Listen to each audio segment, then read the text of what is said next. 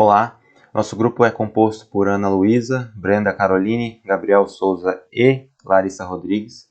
E o nosso tema é a história social da infância e da adolescência. A gente dá início explicando sobre o que é a história social da infância. A história social da infância é o conjunto de estudos e pesquisas que buscam compreender a criança em sua relação com a sociedade, sua relação com a infância e sua relação com a família. Isso teve início no final do século XIX e um dos principais pioneiros desse tipo de estudo foi um historiador francês chamado Philippe Arrier. Ele buscou compreender a criança a partir das necessidades desse sujeito, que compreende o desenvolvimento tanto biológico quanto psicossocial da criança. A criança na Idade Média era tratada de uma forma totalmente diferente da forma como nós tratamos as crianças hoje, né? As crianças e os adultos, na Idade Média, eles eram tratados de forma igual.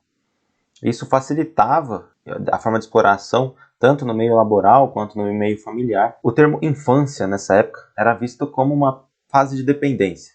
Uma fase de dependência que o fim era levar à preparação para a vida adulta. Então, a criança que já havia aprendido, por exemplo, a lidar com as questões básicas humanas, ela já era tratada como um adulto e ela já estava pronta para ir para o meio de trabalho. Na época da Idade Média, consequentemente, existia um alto índice de mortalidade infantil. A substituição das crianças não era vista de uma forma desesperadora, por exemplo. A gente traz até essa frase de R.E. que traz justamente isso, né? Que, por exemplo, eu não vou contar com a criança pequena porque ela pode ser substituída, né? Ou seja, ela pode ser que ela desapareça, não há uma tristeza, mas também não há desespero. A construção de sentimento de infância, ele se iniciou no final do século XVIII, né? A gente começa a perceber isso principalmente pela forma como as crianças eram retratadas na arte. Anteriormente, as crianças eram só mais um trabalhador rural, por exemplo, ou só mais um componente da família que ajudava nas questões, né, de casa. Agora, durante essa fase, a criança ela é vista de forma angelical, né? A gente pode perceber nessa obra em que as crianças têm tons suaves, né, uma expressão facial angelical, em que a infância ela é preservada. E aí foi nessa época que se deu início à ideia de preservar uma infância tranquila para essas crianças. Ou seja, uma infância que visasse intensificar as capacidades cognitivas e de aprendizagem dessas crianças. Isso se intensificou mais ainda no Renascimento, né? Entre os católicos e protestantes dessa época, principalmente ali dando início do século XVI até o século XVIII, foi nessa fase em que se iniciou essa cultura de respeito à infância, né? Então, você preservar, criar um ambiente propício para que essas crianças tenham ali o seu desenvolvimento resguardado. Quanto à idade contemporânea, a gente vai dar um enfoque maior no Brasil, mas a principal diferença é que as crianças elas começaram a ser demarcadas pela faixa etária.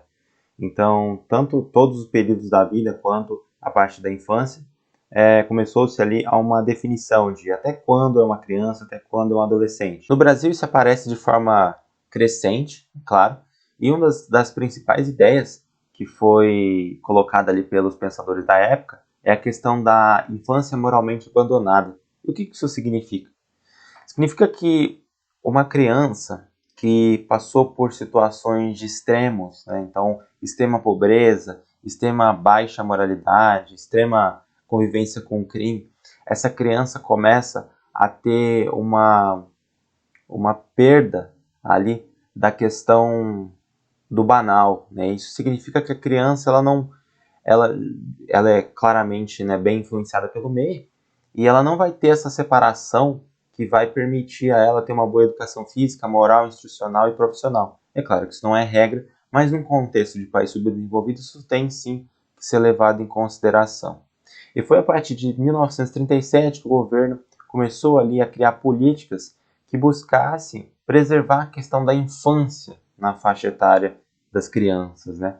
E isso não era mais só uma responsabilidade da família, e sim também do governo, promovendo diversas leis e diversos estatutos que condiziam com essa questão. Nós podemos entender principalmente sobre o papel central do médico, de que ele não tem somente uma responsabilidade clínica, né? O médico, ele não pode, por exemplo, na forma de tratar uma criança ou adolescente, tratar elas de forma igual, por exemplo, a um paciente adulto. ele deve sim fazer essa diferenciação. E deve se manter vigilante, afinal, ele pode infantilizar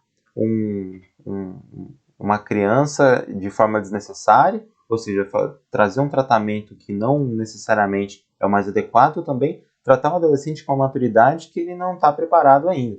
Então, é justamente buscar esse equilíbrio para que ele possa se adaptar ao atendimento da forma que o objetivo seja de fato buscado, que é o melhor para o paciente. No caso, o médico precisa conhecer a sua função sobre a proteção de agressões e de qualquer tipo de perigo à preservação da infância dessas crianças, né? E é claro que, para isso, a legislação brasileira precisa amparar o médico para que tanto os direitos das crianças e dos adolescentes sejam resguardados dentro do consultório, tanto na questão dos cuidados na relação médico-paciente, quanto na própria proteção, né? Se eventualmente o médico verificar que existe ali algum tipo de perigo, algum tipo de agressão ao estado da criança, do adolescente, tanto biológico quanto psicossocial. Essas aqui são nossas referências e muito obrigado.